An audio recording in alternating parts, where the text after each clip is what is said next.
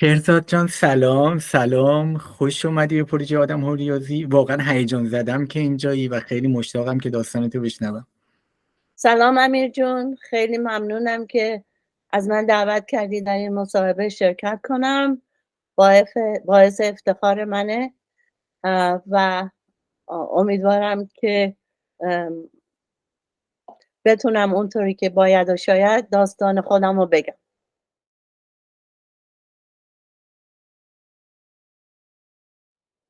من در سال 1330 به دنیا آمدم در تهران و اگر حساب کنین میشه 72 سالم الان، یعنی یه ماه دیگه میشه 72 سالم. شهرزاد یک اسم قدیمیه که از شاهنامه فردوسی آمده و در این شاهنامه فردوسی یه ملکه‌ای بوده که اسمش چهرزاد بوده.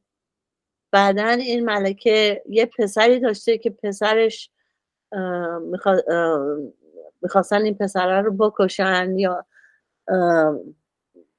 به هر حال این ملکه این پسر رو نجات میده که بعد از چهرزاد این ادامه میده. و مادر من این اسم رو خیلی دوست داشت، اسمم رو تصمیم گرفته بذاره چهرزاد. ولی چون چهرزاد یه اسم طولانی و سختیه، تو خونه منو صدا میکردن چهری و همیشه من فکر میکردم که اسمم چهریه، نمیدونستم که اسمم چهرزاده. تا اینکه رفتم مدرسه، بعد معلم اسما رو صدا میکرد که باید انگشتمون رو بلند میکردیم بگیم حاضر، گفت چهرزاد. من همینجور نشستم، جواب ندادم. بعدن فهمیدم که نه، اسم من چهرزاده نه چهری، و چهری اسم کوچیکم هست. ولی خب بعد که اومدم امریکا همون چهری رو انتخاب کردم چون اسم آسون تری بود برای مردم که بگن. البته اسم توی مقاله ها اینا که می نویسم همه چهرزاده، ولی منو چهری صدا میکنه. یکی دیگه راجع به اسم فامیلم بگم، شکیبانه. شکیبان در واقع یه اسم عجیبیه، برای اینکه در فارسی ما شکیبا داریم و شکیبایی داریم و داستانش اینه که پدر من در اون زمان رضا شاه تصمیم گرفتن که همه باید یه اسم فامیل داشته باشن. اینا هم اسم فامیل نداشتن. پدر من اسم فامیل نداشت با برادراش. بعد رفتن که اسم فامیل انتخاب کنن. پدر من وقتی رفت که اونجا چیزشو بگیره، گفتن خب اسمت چیه؟ اسمش داوود بود. گفت داوود. فامیل چیه؟ شکیبایی. این کسی که اسما رو می نوشت خطش بد بود و شکیبایی رو یه جوری نوشت که این همزه رفت توی شکم ای. بعدن که خوندن شکیبا، این صدا شکیبایی خوندن شکیبان و اسم شکیبان روی ما موند.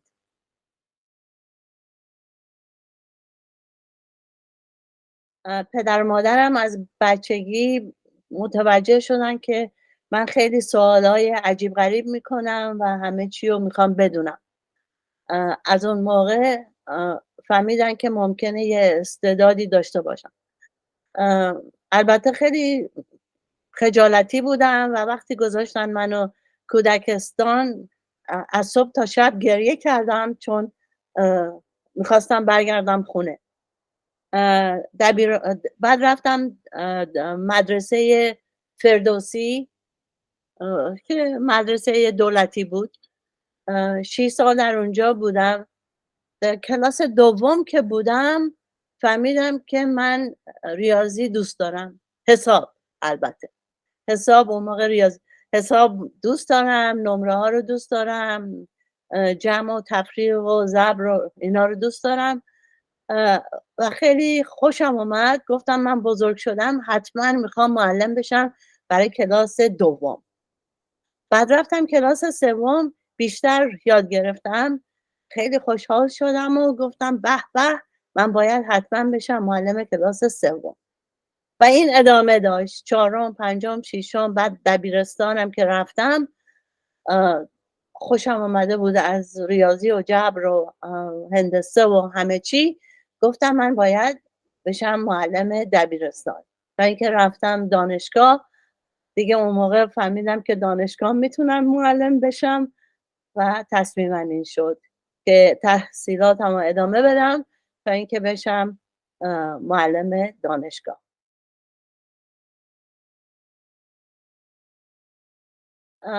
وقتی که من دبیرستان بودم کلاس 7م، مادرم منو گذاشت یک دبیرستان انوشیروان. کلاس 7م که رفتم من کوچولو بودم، جزم و اینا کوچولو بود، ولی چون معدلم از همه کسایی که آمده بودن کلاس 7م بیشتر بود، منو کردن مبصر کلاس.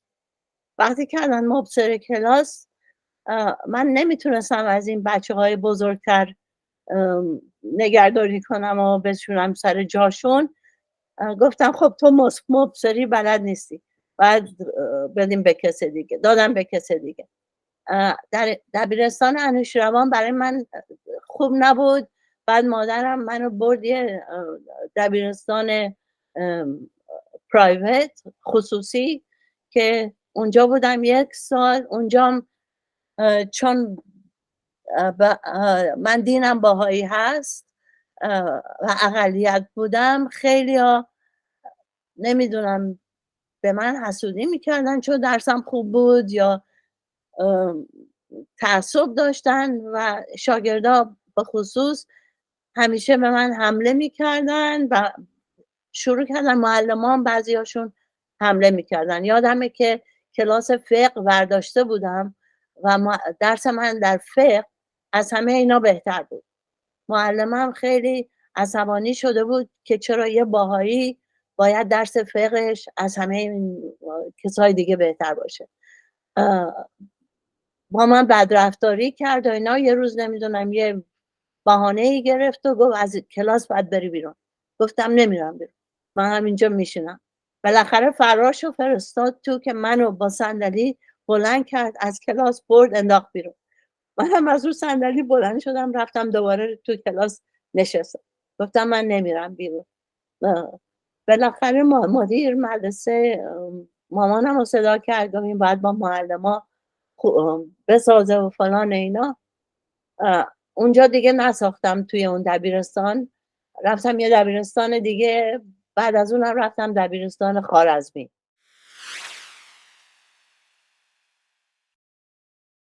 که اون موقع خوارزمی خیلی دبیرستان خوبی بود. کلاس 10 و 11 رفتم کلاس دبیرستان خوارزمی.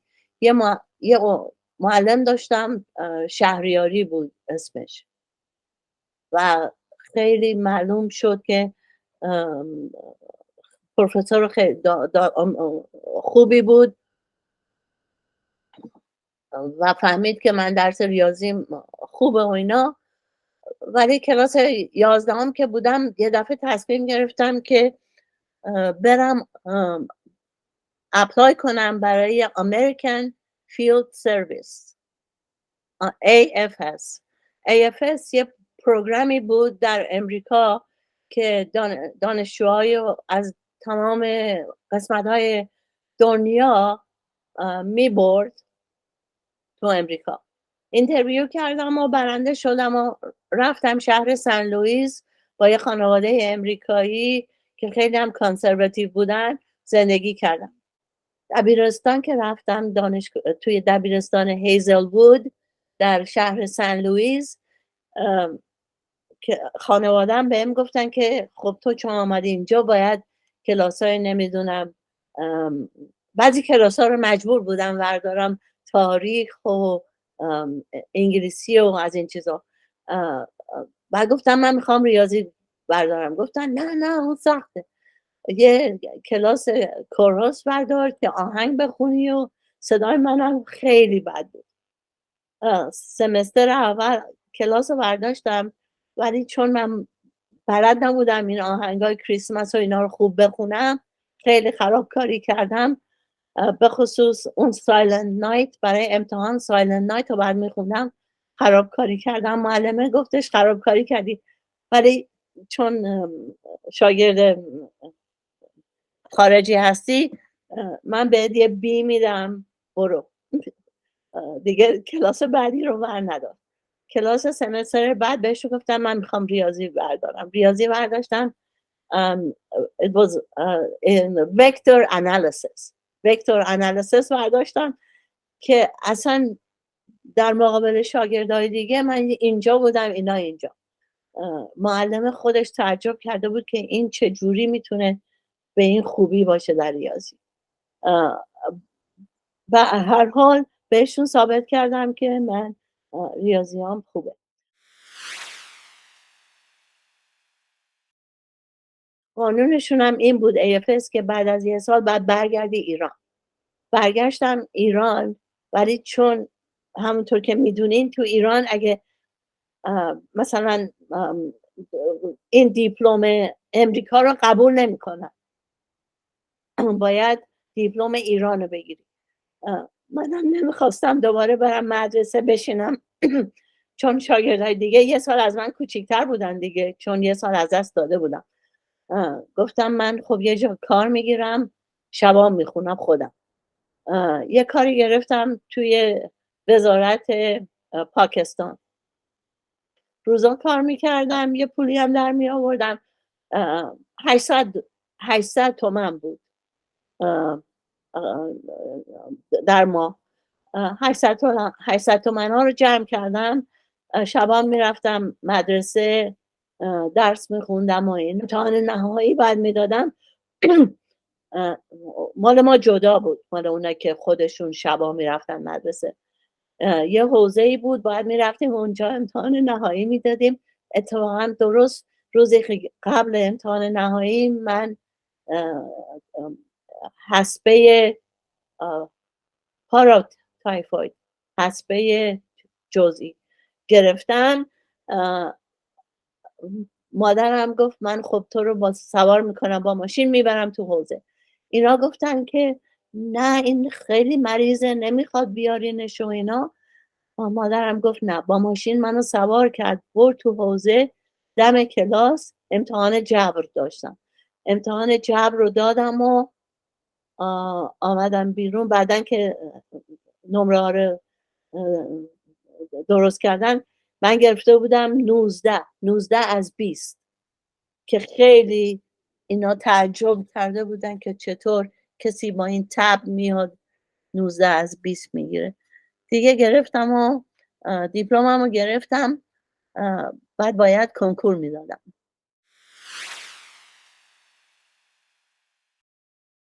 اتفاقا اون روزی هم که کنکور بعد میدادم اینا آمدن فیلم برداری کنن. از من نمیدونم چرا خوششون اومد، چون لباس کوتاه پوشیده بودم و از این کفشایی که مثل مار میره بالا میپیچه. اون موقع ها 1970 دیگه رست همه لباس های مینی جوب میپوشیدن و از این چیزا. میکاپ هم داشتم، توالت زیاد و اینا. عکس منو گرفتن گذاشتن روی مجله اطلاعات. یه مجله بود اطلاعات بود اسمش. دیگه توی این همسایه ها وقتی مجله آمد بیرون زیرش هم نوشتن که عکس جالبی از کنکور. من دیگه خیلی ناراحت شده بودم. گفتم حالا من اگه کنکور رد بشم دیگه همه میدونن رد شدم، نمیتونم بگم نه نگرفتم کنکور رو. بعضیا میگفتن من نگرفتم اگه رد میشدم. خوشبختانه قبول شدم. بعد رفتم اون موقع بود دانشگاه ملی ایران.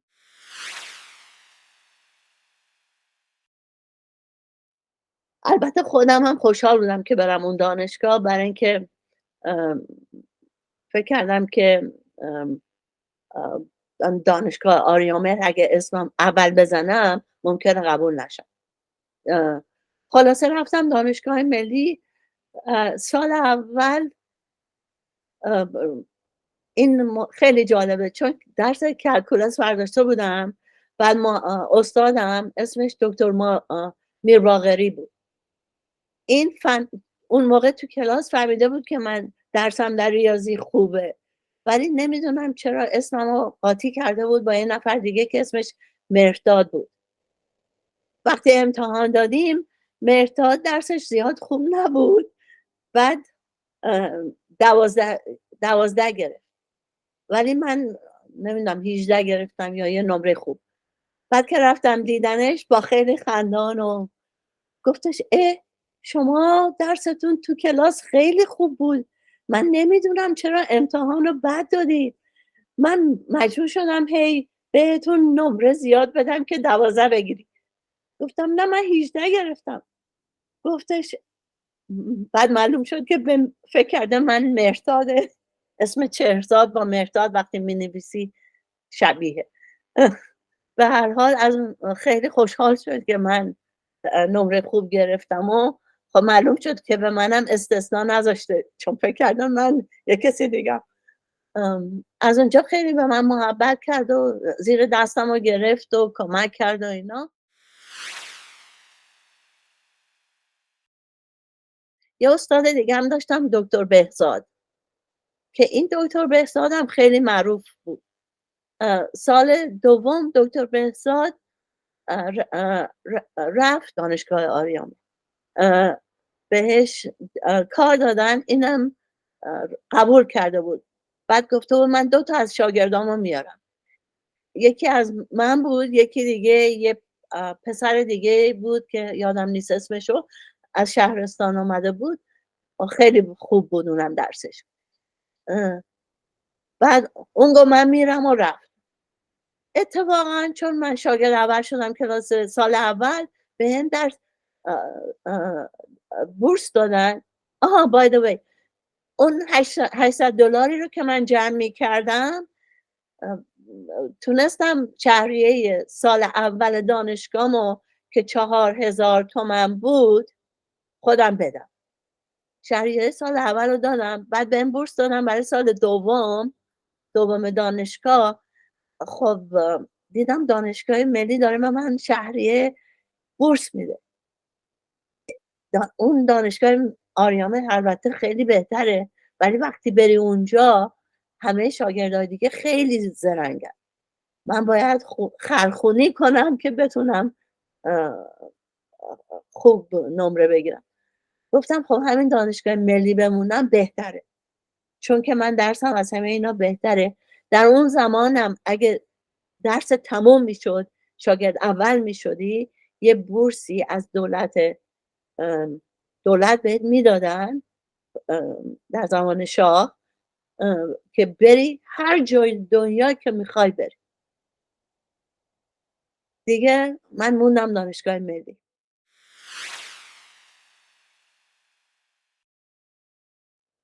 سال دوم خوندم. متاسفانه سال سوم بهم بورس رو دادن، میخواستن بدن، ولی شاگردای دیگه گفتن این پدر و مادرش پول میتونن بدن، اینو باید بدیم به یه نفر که پول نداره. خلاصه به من ندادن، دادم به یه نفر دیگه. مادرم اتفاقا مجبور شد قرض بگیره و اینا. ما پولدار نبودیم، متوسط بودیم، فامیلمون متوسط بود، ولی دیگه دادن به کس دیگه و من مجبور شدم مامانم قرض بگیره از این ور اون ور رو شهریه سال سوممو بده که برم اونجا. و چون مادرم زحمت کشیده بود و داده بود، من فکر کردم که باید خودم 3 ساله تموم کنم که دیگه سال 4م شهریه نباید بده. تابستونا کار کردم و کلاس برداشتم و جلو افتادم و تونستم 3 ساله درسمو تموم کنم و لیسانسمو در 3 سال بگیرم. و یه اینکه اون یه سالی هم که از دبیرستان عقب افتاده بودم جبران شد.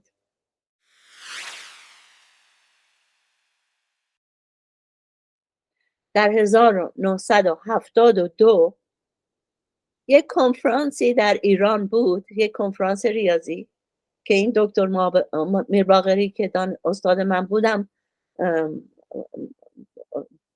یکی از ارگانایز کرده بود.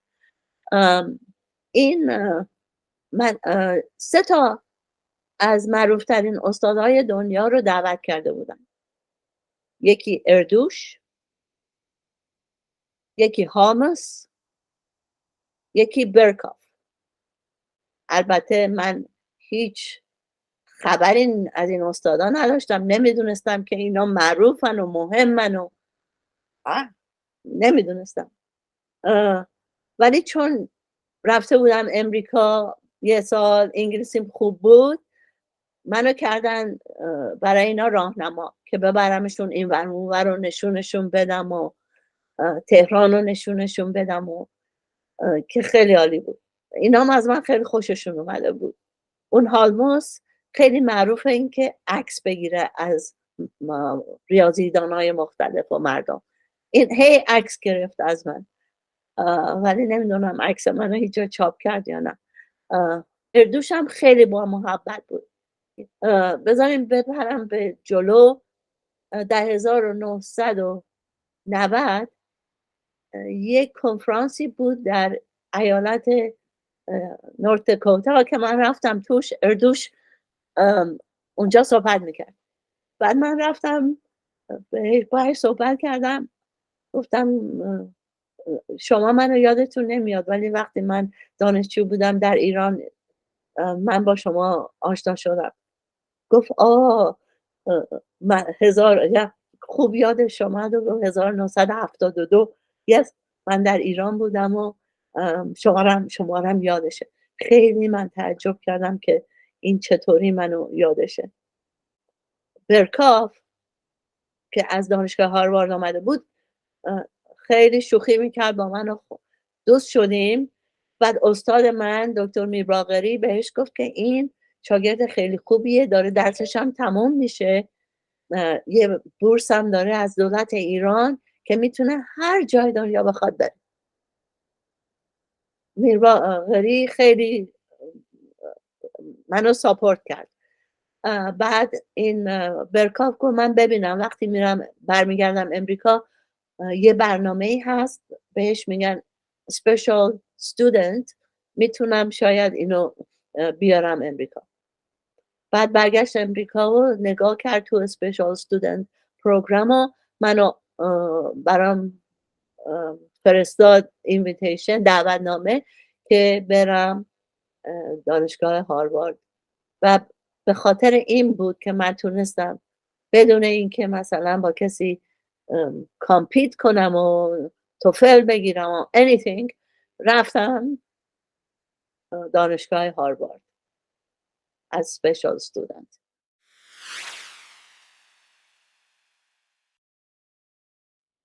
فوق لیسانسمو در 2 سال گرفتم، ولی آسون نبود. باید بهتون بگم خیلی خیلی خیلی سخت بود برای یک زن ایرانی. 2 تا دختر تو کلاسمون بود، بقیهشون پسر بودن. اینام همه بهترین دانشجوهای آمریکا بودن که از دانشگاه‌های پرینستون و ییل و براون و اینطور جاها آمده بودن. 2 تاشون هم از پاتنام اگزم تاپ 5 بودن، تاپ 5. من که مثل اینا من که میرزاخانی که نبودم، ولی خب رفتم. مسترم که گرفتم رفتم دانشگاه براون که محیطش برای من مناسب تر بود. یه علتی که از دانشگاه هاروارد من رفتم 2 علت داشت. یکی این که این شاگردای دیگه به خصوص پسرها، نه شوهر من، پسرهای دیگه، اینا خیلی کوچک میکردن دخترها رو همیشه. مثلا ممکن بود که مثلا من یه جوابی داشته باشم برای یه مسئله‌ای، گوش نمیدادن، ولی بعد یه نفر دیگه که این همون جوابی که من داده بودم میداد، میگفتن ببین پال خوب نظری داره. من میگفتم پال چیه؟ من گفتم اول، ولی اینجوری بود دیگه. خیلی سخت بود. ولی دانشگاه براون اونطور نبود. یکی دیگه دلایل هم این بود که باید 2 تا زبون خارجی پس میکردی. من فرانسه خوندم، یه تابستون اونو پس کردم، ولی گفتن نه باید بری حالا آلمانی هم بخون. دیگه گفتم من خسته شدم. البته بعد رفتم اپلای کردم برای 3 جایی، دارتموت و بران، بعد مریلند هم اپلای کردم از بکاپ، هر ستاش قبول شدم. بعد رفتم بران چون این بورس تحصیلیمو میتونستم با خودم ببرم. رفتم دانشگاه بران، اتفاقا استادم هم وندل فلمینگ اسمش هست که هنوز زنده است و الان 90 خورده سالشه. این منو برد زیر بار خودش. بعد به هم یه بورس دیگه هم داد، از NSF بورس داشت، یه بورس دیگه هم به من داد که از اونم استفاده کردم و 1979 دکترامو از دانشگاه بران گرفتم.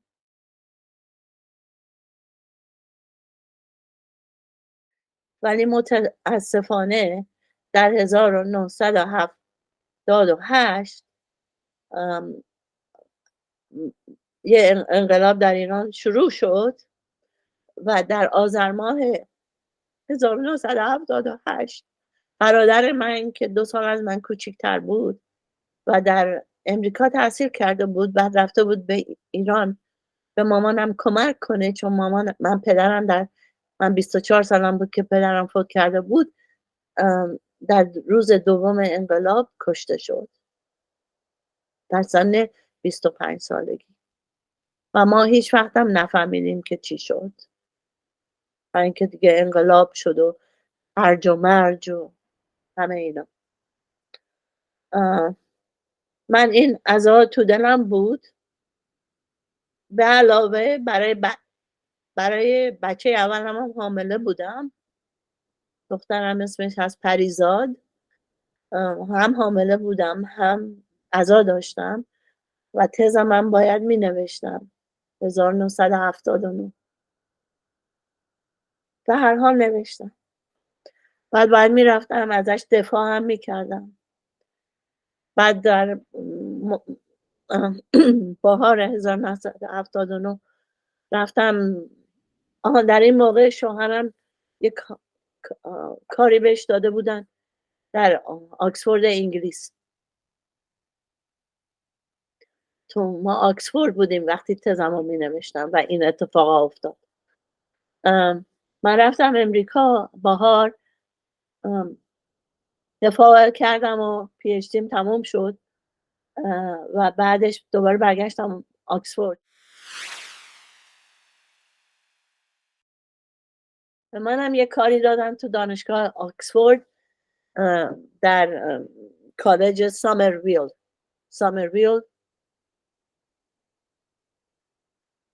که مارگارت تچر اونجا رفته بود درس خونده بود. اونجا تایتل من بود توتر و اون موقع جبر خطی لینیر الجبرا درس میدادم.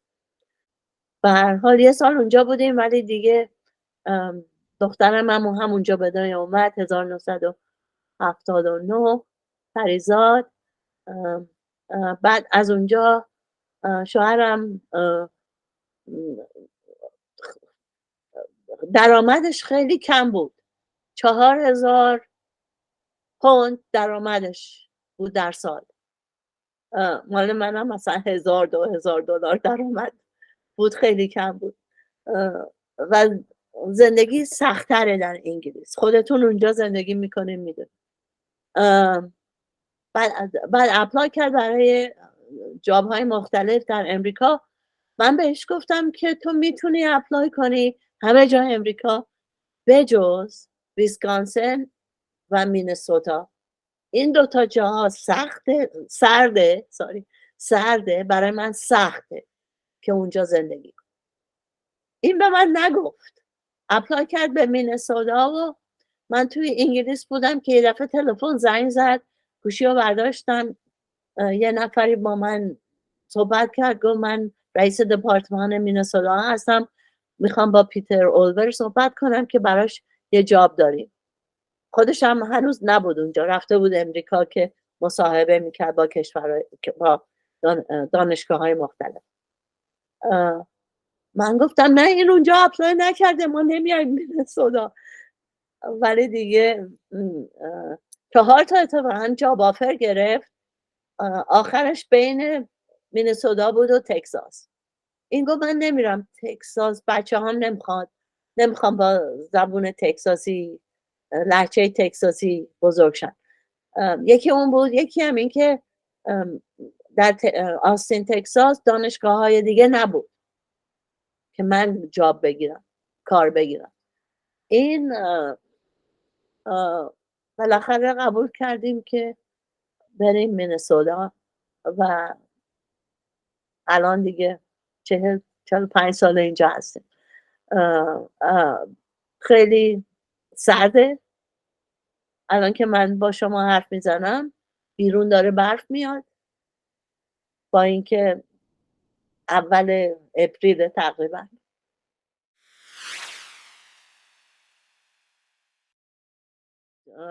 اون موقع هم این نداشتن اسپاسل هایر، اسپاسل هایر وقتی الان هست که وقتی یکی استخدام میکنن مثلا در دانشگاه مینسوتا نگاه میکنن ببینن این زنش هم میتونه بیاد. اون موقع اجازه نداشتن، زن و شوهر نمیتونستن توی دپارتمان باشن. به هر حال من یه کاری گرفتم در دانشگاه سنت کاترین اسمش، و بعد از 2 سال رفتم دانشگاه سنت کاترین. همش دخترونه است، همه دخترونه بود. ولی بعد از 2 سال رفتم دانشگاه سنت تامس و در دانشگاه سنت تامس برای 37 سال کار کردم. 2020 بازنشسته شدم. و در این موقعی که در دانشگاه سنت تامس بودم، من اولین زنی بودم که در تنیور ترک استخدام شدم و اولین زنی بودم که فول پروفسور شدم در 1996. بعد همون موقع هم اولین زنی بودم که شدم رئیس دپارتمان ریاضی در دانشگاه سنت تامس. دانشگاه سنت تامس بزرگترین دانشگاه خصوصی در ایالت مینسوتا، خیلی بزرگه، ولی رشته ریاضیش فقط undergraduate، پست گریجویت نداره.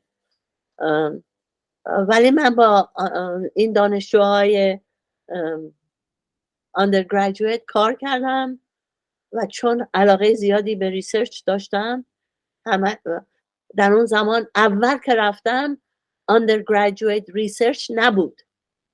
میگفتن که اونایی که undergraduate هستن در ریاضی سخته، نمیتونن ریسرچ و تحقیقات بکنن. ولی بعدها چندین سال با خیلی زحمت اجازه دادن که ما با دانشجوها کار بکنیم، تابستونا تحقیقات بکنیم و من با 30 نفر در مدت این 37 سال کار کردم و چاپ شد تحقیقاتمون در تمام جاهای مختلف و خیلی از دانشجوام رفتن بعدن درسشون رو ادامه دادن، پی اچ دی گرفتن، هم در ریاضیات، هم در فیزیکس، هم در انجینیرینگ. اتفاقا یکی از دانشجوام در دانشگاه کلتک این داد چیر داره، خیلی مهمه، در روباتیکس، خیلی در امریکا معروفه و اولین مقاله‌ای که چاپ کرد با من بود. من همیشه میگم که همه دانشجوها میگن من با استادم چاپ کردم، من افتخارم اینه که با این دانشجو هم چاپ کردم چون خیلی معروفه در امریکا.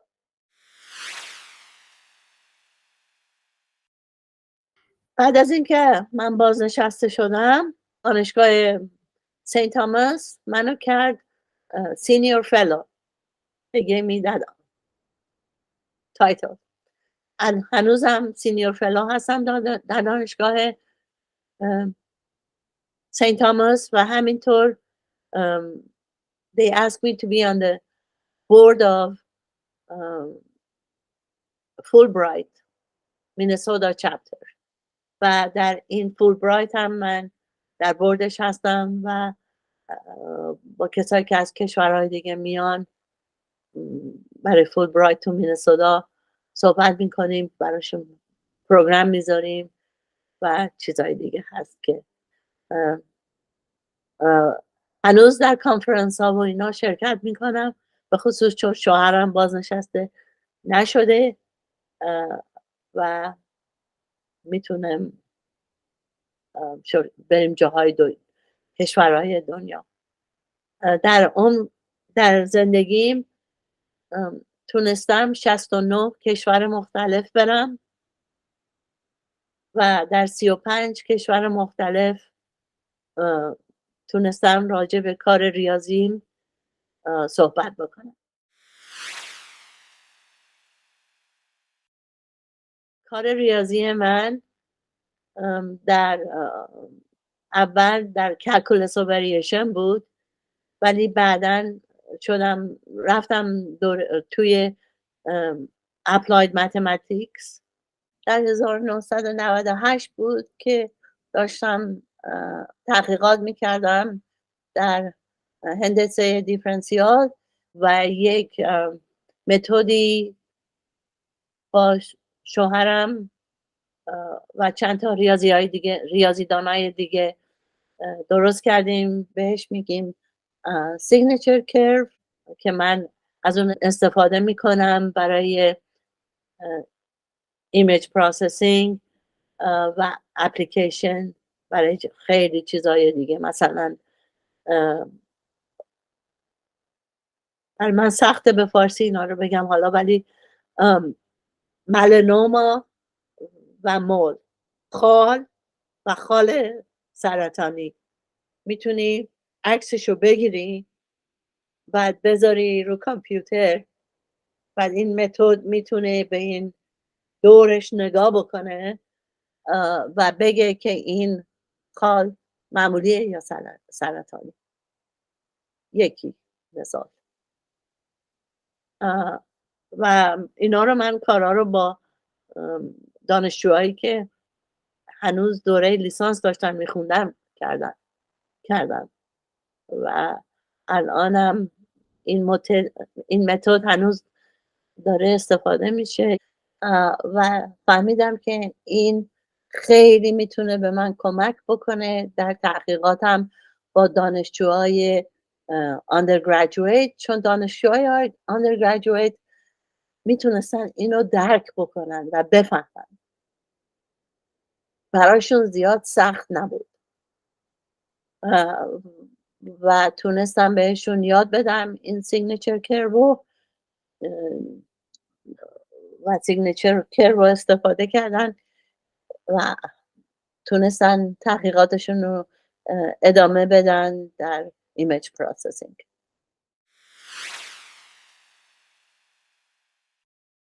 فرایند کشفش رو یا میگین، یعنی در واقع یهو همینطوری نشسته بودین گفتین به یه چیزی فکر کنم که این کارو بکنه؟ کم کم به اینجا رسیدیم. البته شوهرم خیلی رول بزرگی داشت در این که به من کمک کرد که این رو پیدا کنم. اصلا یهو چجوری خود مسئله توجهتون رو جلب کرد؟ کروچر، وقتی که نگاه میکنی به کروچر یه آبجکت میبینی که این کروچر مثلا اگه یه دونه دایره باشه عوض نمیشه، ولی وقتی که دایره نباشه و خیلی موجی باشه این عوض میشه. بعد که نگاه کردم مثلا به بعضی از این چیزا، مثلا خالو بگیر، خال معمولی گرده، ولی خالی که سرطانیه اگر به دورش نگاه بکنی، این دورش خیلی موجیه. و من در 1984 یه کامپیوتر خریدم. دانشگاه سنت تاماس به من یه بودجه داد، بورسی کمک کرد. من یه کامپیوتر خریدم، اولین کامپیوتری که آمده بود، اسمش بود زینت 100. قبل از any of these، قبل از اپل، مکینتاش or anything. بعدش این کامپیوتر رو من به فرکتال جیومتری علاقه پیدا کرده بودم در اون موقع، 1984. این زمان شروع کردم به نوشتن پروگرام که بتونم مندلبروت ست بکشم، جولیا ست بکشم. هیچ کی بلد نبود. من یکی از اولین، یعنی کسایی که ریسرچ میکردن توش بلد بودم، ولی تازه باهاش آشنا شده بودم در دانشگاه مینسوتا و با مندلبروت هم ملاقات کردم اتفاقا. بعد شروع کردم جولیا ست و مندلبروت ست رو کشیدم با همون کامپیوتر کوچیک که فقط مثلا 156 کی مموریش بود. بعد اینا رو من نشون دادم تو دانشگاه خودم، مردم خیلی همه خوششون اومده بود. کم کم اسمم پیچید تو مینسوتا که یکی هست که اینجا فرکتال جیومتری کار میکنه. رفتم دور مینسوتا، بعد اسمم پیچید جاهای دیگه، رفتم توی جاهای دیگه هم پرزنتیشن سخنرانی کردم راجع به این فرکتال جیومتری. ولی دیگه بعد از اون کامپیوتر زیاد اومد و اینا، دیگه همه رفتن. حالا با یه دگمه میتونی بهترین فرکتال ها رو بکشی، ولی من فرکتال های اصلیم برام خیلی مهمه، برای اینکه اونا رو با اسمبلی لنگویج کشیدیم. بعد که من داشتم برمیگردم دوباره به اون سیگنچر کرو، وقتی که داشتم به این چیزایی نگاه میکردم که دیدم که این دورشون خیلی پیچیه، یاد فرکتال افتادم. البته فرکتالم استفاده کردم که بین خال و خال سرطانی رو بتونیم از همدیگه جدا کنیم. یکی از مقاله ها راجع به اونه. ولی گفتم که حالا که اونو استفاده کردم، بذار ببینم این سیگنچر کرو ما میتونیم استفاده کنیم و استفاده کردیم و خیلی هم مثبت بود.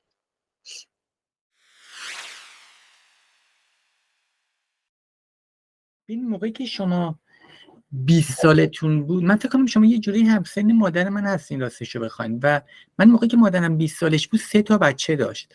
به چیزی که من دارم به مادرم معیونم. مادر من وقتی از انوشیروان دادگر دیپلمش رو گرفت، برادراش همه رفتن دکتری خوندن. این پدرش فقط یه دختر بود. پدرش گفت نه، نمیخواد بری دانشگاه، دیپلمو بگیر، کنم شد و پاک کن باش، باید شوهر کنی. این در اون زمان بود. مادر من این روش موند، همیشه تو فکرش بود. ولی وقتی که من دیپلممو گرفتم، مادر من این تو فکرش بود تنها آرزوش این بود که من به درسم ادامه بدم و پدرم هم با این عقیده موافق بود و هر دوشون همیشه سعی کردن که منو تشویق بکنند که بتونم درسم رو ادامه بدم. مادرم از ایران چیز میفرستاد تا موقع انقلاب. بعد از اینکه انقلاب شد البته همه چیز رو از ما گرفتن، خونه و زمین و ماشین و همه رو. مادرم تنها در ایران مونده بود، چون همونطور که گفتم برادرم در دومین روز انقلاب کشته شد و مادرم با اون ناراحتی و عزا همه چی رو گذاشت ایران و آمد. تونست با آخرین هواپیما به عنوان اینکه میخوام برم دخترم رو ببینم آمد. بعدش که آمد راهها بسته شد و دیگه نتونست برگرده ایران. بنابراین در 1980 مادرم از ایران آمد بیرون و رفیوجی شد در امریکا.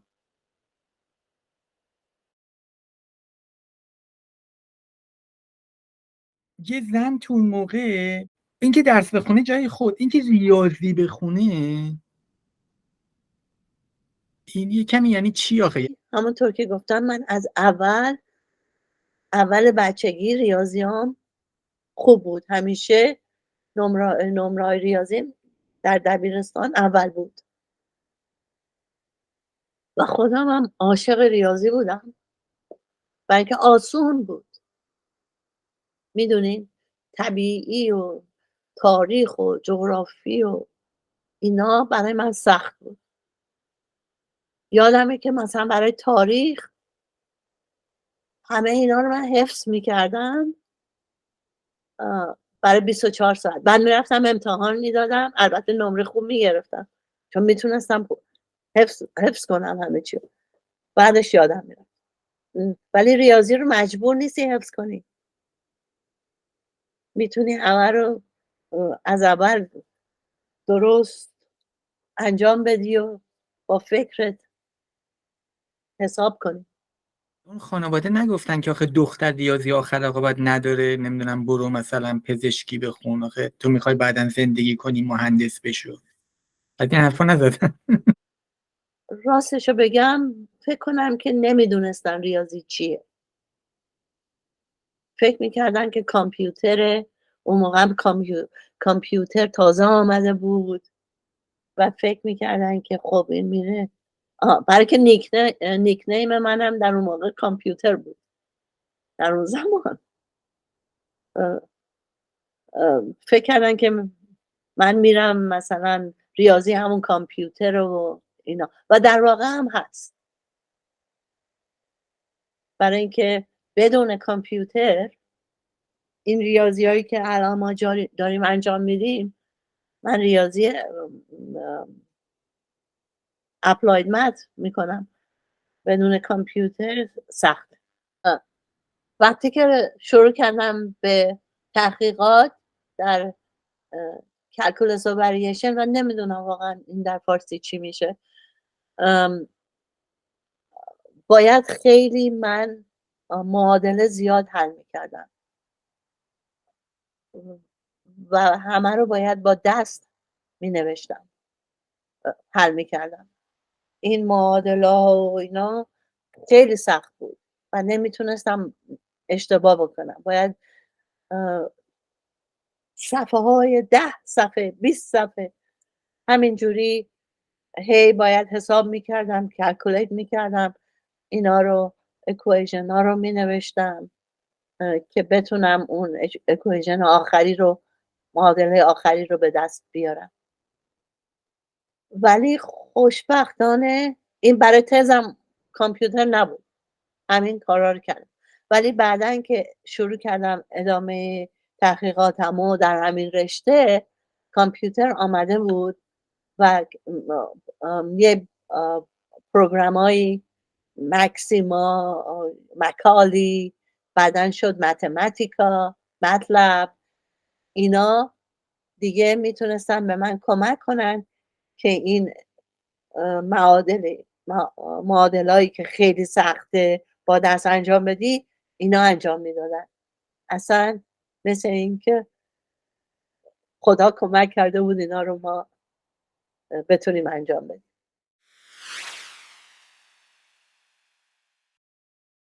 تو دبیرستان شهریاری، پرویز شهریاری، چیزی یادتون هست ازش؟ پرویز شهریاری خیلی آدم قد بلندی بود و معروف هم بود اون موقع و معلم ریاضی بود و به متد فرانسوی درس میداد بیشتر. بعد و روسی. از روسیه این مسئله های مختلف رو می آورد و میداد که ما حل میکردیم. آره خوب اون مسئله ها رو یادمه. یادتونه گفتم وقتی رفتم دبیرستان هیزلوود در سنت لوئیس، من تونستم اون مسئله ها رو زود حل کنم در وکتور انالیسیس. اینا رو من همه رو از شهریاری یاد گرفته بودم، پرویز شهریاری. و اینا رو هم از اون کتابایی که آورده بود از روسیه، خودش مثل این که ترجمه میکرد و به ما درس میداد.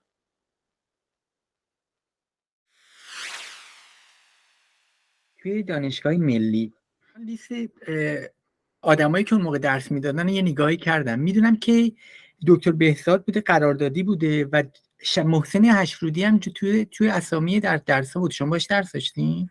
نه اون رفته بود قبل، اون دیگه رفته بود. میرباقری بود، احمد میرباقری که این استاد من بود، خیلی به من کمک کرد. دکتر میرباقری داشت یه کتاب جبر می نوشت، رشته خودش جبر بود، نامبر تیوری. و منو استخدام کرد که اسیستنش بشم که بهش کمک کنم این کتابو بنویسه. اون موقع ها نمیشد مثلا تایپ کنی ریاضی رو، فاصله میذاشت. بعد من باید میرفتم با دست مثلا این معادله ها رو مینوشتم. کارم این بود و از اونجا نامبر تیوری یاد گرفتم، خوشم اومد.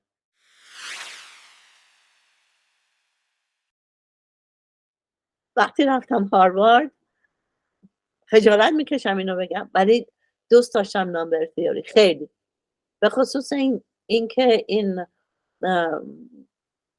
اون برکاف گفت خب من کمک میکنم به نامبر تیوری، ولی نامبر تیوری خیلی سخت بود و این شاگردای نوبه‌ای هم که آمده بودن همه روی این کار میکردن. در اون موقع من فهمیدم که بهتره برم یه چیز دیگه تزم رو بنویسم که کسای دیگه زیاد روش کار نمیکنه. کلکولس و وریشن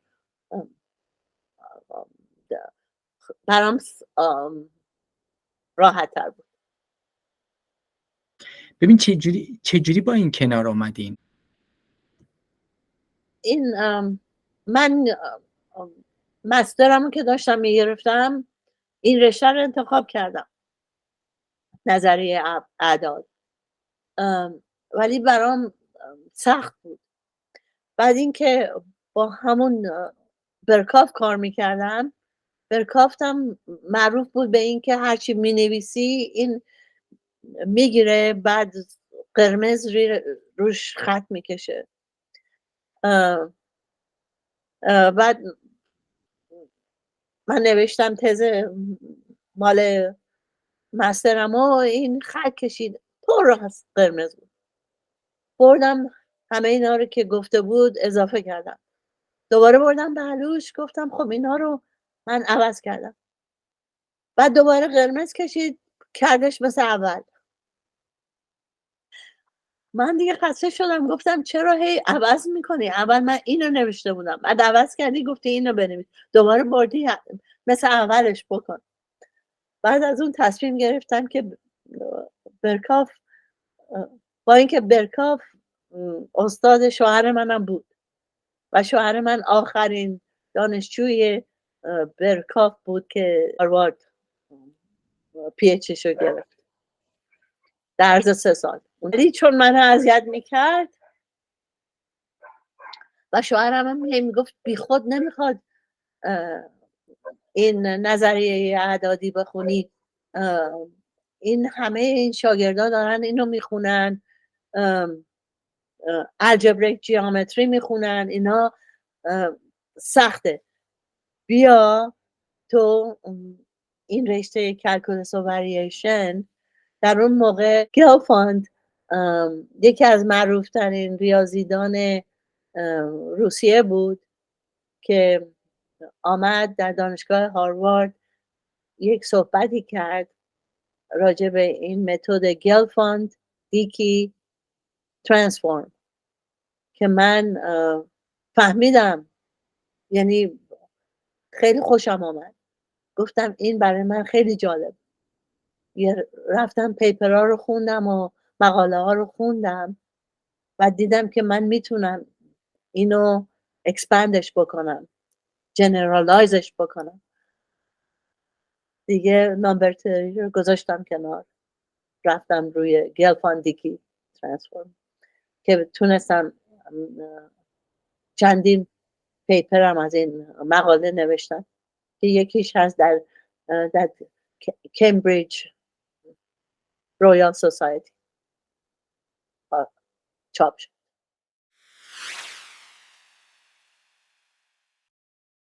تو این مدت که خارج از ایران بودین فعال بودین، با ایران در تماس بودین؟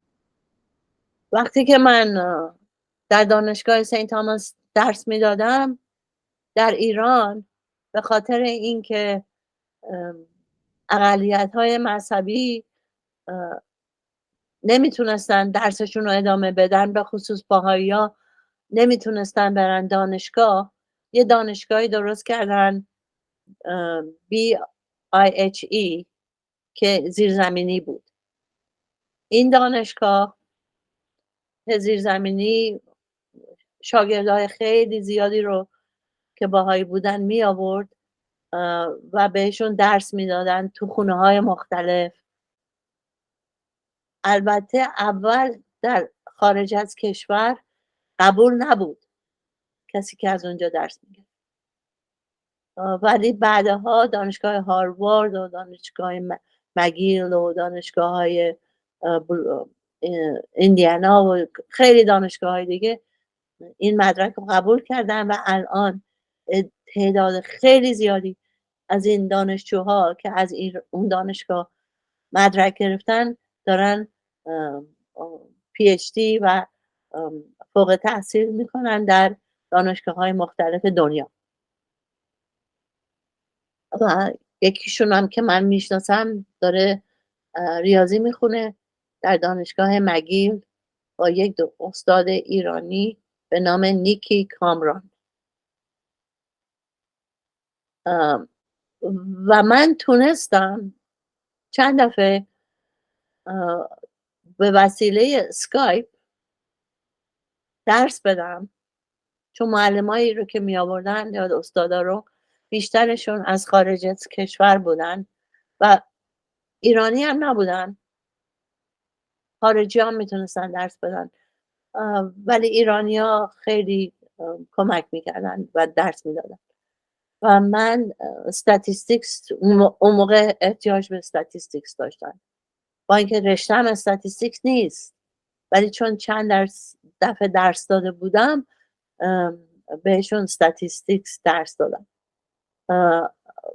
و در تهران یک نفر بود که این اسیستان من بود، یه خانومی، ندا بود اسمش. ندا خانوم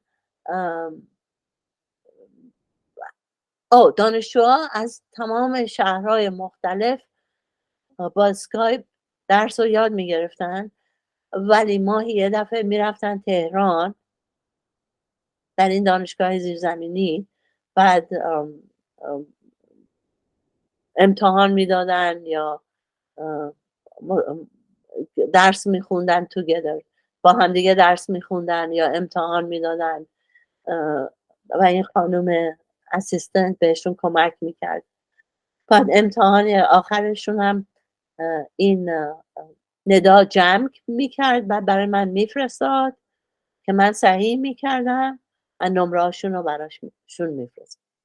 و بعضی وقتا هم حتی من من بهش اطمینان داشتم، من ورقه ها رو که صحیح نمیکردم خودم، میگفتم خودتون صحیح کنید، اینا جواباشه، من براش میفرستادم و اون خودش جوابا رو از رو جوابا صحیح میکرد و نمره هاشون هم میداد.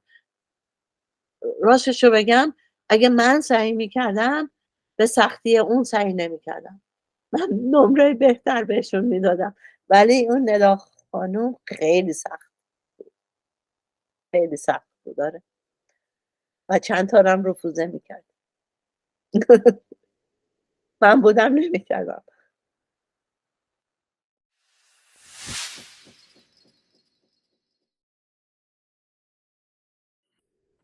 شاید به عنوان یه خاطره خوش واقعا، حتی اینو من واقعا اینجور سوالا رو نمیپرسم، ولی چون شما از همسرتون خیلی گفتین دیگه منو مجبور میکنین که بپرسم اینکه اصلا چجوری با هم آشنا شدین. داستانشو اگه راستشو بخواین براتون میگم. من وقتی رفتم هاروارد، روز اول همه این دانشجوهایی رو که تازه آمده بودن دورم جمع کردن. من شوهرم رو دیدم، اونم هم کلاسی بود با ما، ولی من از یه پسر دیگه خوشم اومده بود که اسمش هست جری تانل و شوهرم از من خوشش اومده بود، ولی من از جری تانل خوشم اومده بود و با اون دوست شدم و برای 3 سال با هم دیگه دوست بودیم با اون جری تانل. جری خیلی پسر خوبی بود و این نامبر تیوری میخوند و حتی یکی از چیزایی که پیدا کرده در فرماز لاست تیرم مهم بوده. You can Google his name. جری تانل. این جری به من، البته اونم خیلی کمک کرد، اونم از پسرهایی بود که کمک میکرد به منو نمیگفت پایین نمی آورد، ولی خب به خاطر چیزهای مختلف من با اون ادامه ندادم بعد از 3 سال و پیتر همیشه اونجا آماده بود که به من کمک کنه و منو ببره، ماشین داشت منو ببره این ور اون ور. با هم دیگه دوست بودیم 3 سال. با پیتر هم دوست بودم ولی دوست معمولی، ولی دوست پسرم نبود. ولی بعد از 3 سال با هم دیگه دوست پسرم زیاد نبودیم چون هم دیگه رو خوب میشناختیم. با هم نامزد کردیم و از اونجا بعد از چند ماه ازدواج کردیم. 1976 و چیز جالب این بود که وقتی که من با پیتر خواستم ازدواج کنم، شاگردای دیگه توی هاروارد اینا شرط بندی کرده بودن با هم دیگه و چون که میدونستن که من با جری قبلا دوست بودم، حالا میرم با یکی دیگه ازدواج میکنن، فکر میکردن که این ازدواج ادامه نخواهد داشت و شرط بندی کرده بودن که یکیشون گفته بود 1 سال، یکی دیگه گفت 7 ماه، من خودم گفتم 6 ماه، برای که خودم هم نمیدونستم که بشه یا نه. ولی ازدواج یه چیزیه که 50-50 است، نمیدونی. ولی کم کم بعد از ازدواج عشقمون پیشرفت کرد و الان بعد از 47 سال هنوز با هم دوستیم، هم زن و شوهر. که جری و نامبر تئوری رو با همدیگه ترک کردیم. آره همونم بود، برای اینکه من جری چون تو نامبر تئوری بود، من به خاطر جری همون تو نامبر تئوری موندم. بعد کورسای خیلی الپتیک کرو و اینا رو همه رو گرفتم، برام سخت بود، نفهمیدم که مجبور نیستی بمونی تو نامبر تئوری بیکاز جری تو نامبر تئوریه. بعدن که پیتر خودش هم وقتی دانشگاه هاروارد وارد شد فوری فهمید که خیلی پیر پرشر هست، شاگردای دیگه هی با هم دیگه کامپتیشن دارن در الجبریک جیومتری and نمبر تئوری و خودش با من نمی کنم، رفت با برکاف کار کرد در همین دیفرنشیال جیومتری که تونست اون کتاب رو بعداً بنویسه Applications of Lie groups to differential geometry که now is a classic. این منم از اون یاد گرفتم، گفتم من مجبور نیستم که من میرزاخانی که نبودم برم تو الجبریک جیومتری و اینا، رفتم توی همون کلکولوس و وریشن وقتی که گلفاند آمد و راجبش صحبت که اصلا زمین تا آسمون فرق میکرد. این برای من همه رو هرچی میخوندم میفهمیدم، رو دلم میشست، میتونستم معادلا رو حل کنم، اکویژن های مختلف رو پیدا کنم. نامبر تئوری نمیتونستم، سخت بود.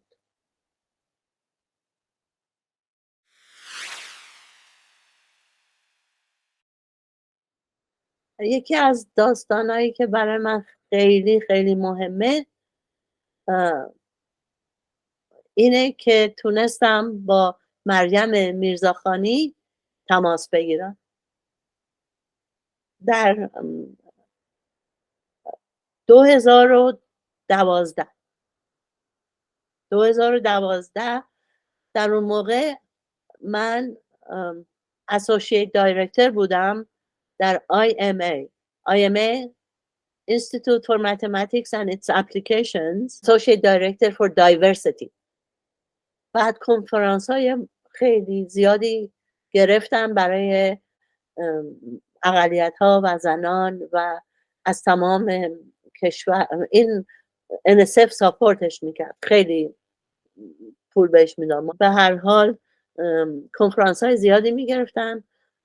بعد 2012 نوشتم، فهمیدم راجع به میرزاخانی داشت معروف میشه. نوشتم بهش که داستان خودم رو تعریف کردم که چجوری من رفتم هاروارد، همینطور که برای شما تعریف کردم همینم برای اون نوشتم. بعد برای من جواب داد، دعوتش کردم که بیاد اونجا سخنرانی کنه. برای من جواب داد و گفتش که زنان مثل شما و نسل شما این راه موفقیت رو برای زنانی مثل من باز کردن و این ایمیل رو من همیشه دارم و خیلی دوستش دارم. در 2014 که IMU The International Mathematics Union کنگره بین المللی ریاضیدانان هر 4 سال داره هم جمع میشه که از تمام دنیا میان و در اونجا فیلدز مدال رو میدن. قبل از این که این بشه من در کره بود، من نمیخواستم برم به کره، شوهرم قرار بود بره برای اینکه توی یه کمدی کار میکرد، یه کمیته.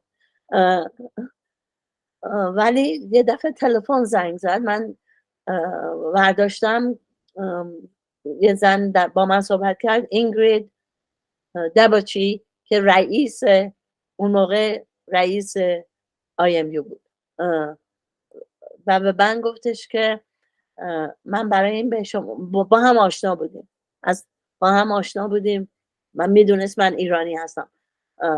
گفتش که من از شما یه تقاضایی دارم. گفتم چی؟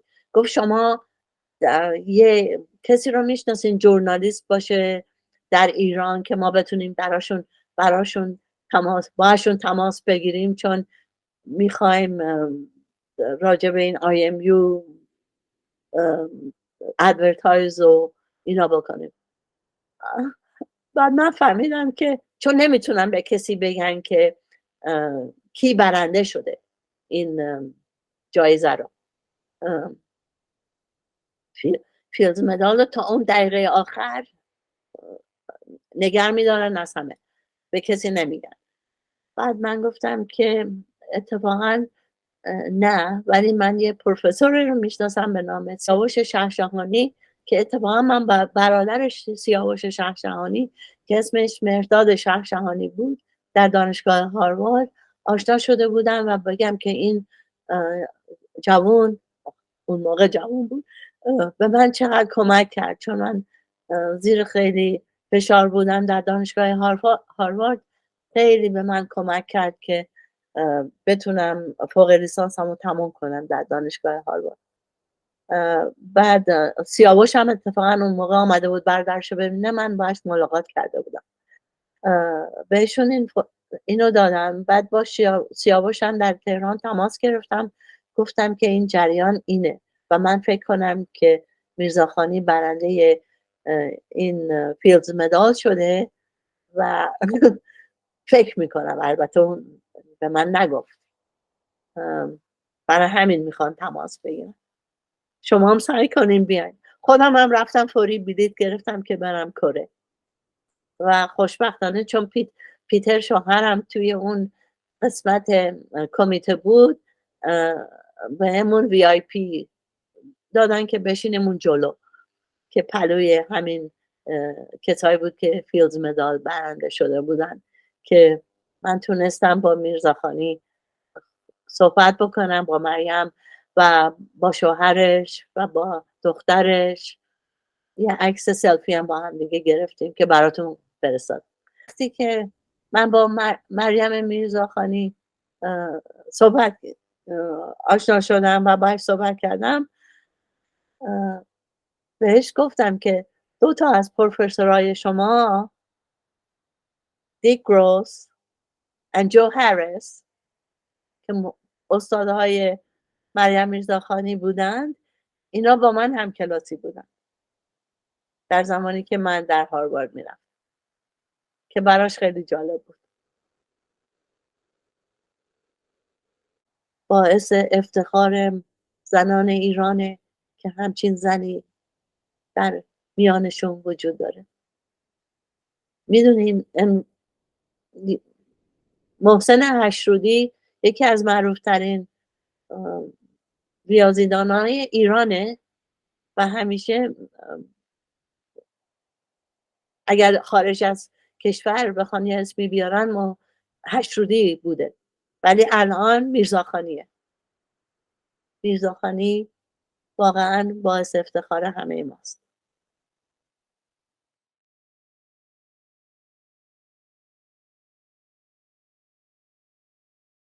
برای من باعث سختی بود که من ریاضیم خوب بود، میدونی؟ برای اینکه اون موقع خب البته ما دوست پسر اینا نداشتیم، در اون زمان نبود. حالا ممکنه مثلا از یکی خوشت میامد و اینا، ولی نمیشد ببری این شخص خونه بگین من از این خوشم میاد، این دوست پسر منه و اینا. بعضی وقتا یواشکی مثلا میرفتی سینما، همین بود در اون زمان. ولی تا اینکه اینا میفهمیدن من ریاضی دوست دارم و ریاضیم خوبه، میذاشتن در میرم.